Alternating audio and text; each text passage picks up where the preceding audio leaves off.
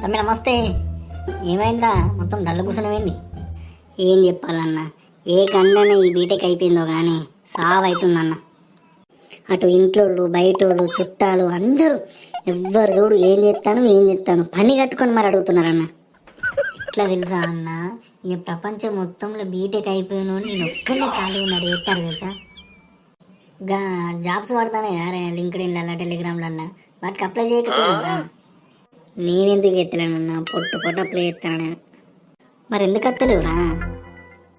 శని ఏడున్నావు అంటే నీ వెనుకనే ఉన్నా చూడు అన్నదట అన్న. అట్లా అవుతుంది, నా శని అట్లున్నది నా మీద. నేను పంపినట్టు రెజ్యూమ్లన్నీ అటే పోతానే అన్న. ఒక్కడు కూడా ఫోన్ చేస్తున్నాడు తెలుసా. ఇక నేను రెజ్యూమ్ పంపించడంతోటి ఆ కంప్యూటర్ కూడా తెలిసిపోతుంది కావచ్చు ఏ వీడు వేస్ట్ కాదని.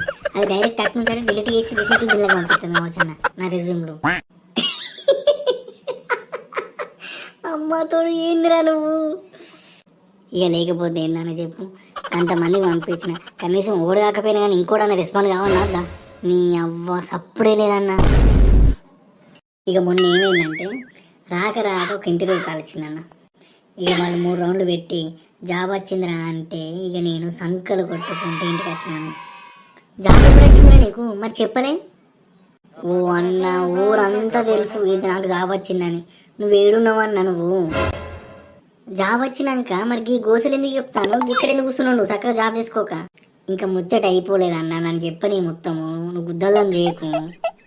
ఊరిడి సరే చెప్పు ఏమేం చెప్పు. ఇక తెల్లారే ఆఫర్ లెటర్ పంపిస్తానరండి. చూసిన రాలే. సర్లే అని ఒక వారం రోజుల తర్వాత హెచ్ఆర్కి ఫోన్ చేసిన, సప్పుడు లేదన్న. సరే అని ఒక 2 వారాల తర్వాత మళ్ళీ వేసిన అన్న, అప్పుడు కూడా సప్పుడు లేదు. ఇక సరే అని చూసి ఒక 4 రోజుల తర్వాత వేసిన, డైరెక్ట్ స్విచ్ ఆఫ్. ఇక హెచ్ఆర్ ఫోన్లో ఇప్పుడు బంద్ అయిందా. ఇక మా అప్పటికే ఊరంతా తిరిగి మొత్తం అందరికీ మామూలుగా జాబ్ వచ్చిందని ప్రతి ఒక్కరికి పోయేటోని కూడా పిలిచి మరి చెప్పింది అన్న. ఇక ఊరంతా అంగడి చేసిండు. ఇక ఒక 2 నెలల నుండి ఊరంతా ఒక్కటే దెంగులన్న. జాబ్ వచ్చిందని ఈతలు కొట్టిండు, జాబ్ లేదు ఏం లేదు ఇంటికన్నా ఉంటుందని ఒకటే కథ. ఒకవేళ నీకు జాబ్ వచ్చి వర్క్ ఫ్రమ్ హోమ్ చేసినా కూడా ఎవరు నమ్మడు కావచ్చు, ఏ వీడు మళ్ళీ కదే ఎదురు కొడతాను అనుకుంటున్నాను. అమ్మ తోడన్న నిజంగా చెప్తాను, ఇట్లా కంపల్సరీ అంటారు అన్న. చిన్న పోరాలని చూసినావా, నీ అమ్మ రోడ్ల మీద తిరుక్కుంటా పని లేదు పాట లేదు ఒకటే తిరుగుడు. వీళ్ళైతే అయిలేకూడదు కదా, నౌకరు వచ్చిందన్నారు ఏమైంది? ఓ చిన్న మనకి ముచ్చట తెలియదా? ఏ నౌకరు లేదు మన్ను లేదు, అన్ని పేకుడు ముచ్చట్లే, ఇద్దరే వేడును వీళ్ళయ్యా.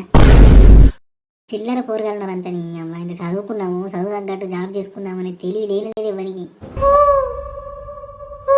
చూసినావా అన్న, గట్టున్నది జనాల కథ. నా బతుకు నేను బతుకుతున్నా, అట్లా కూడా బతుకునిత్తలేరా నన్ను. నీలాంటి వాళ్ళ కోసమే విశ్వక్సేన ఒక పాట పాడాడు.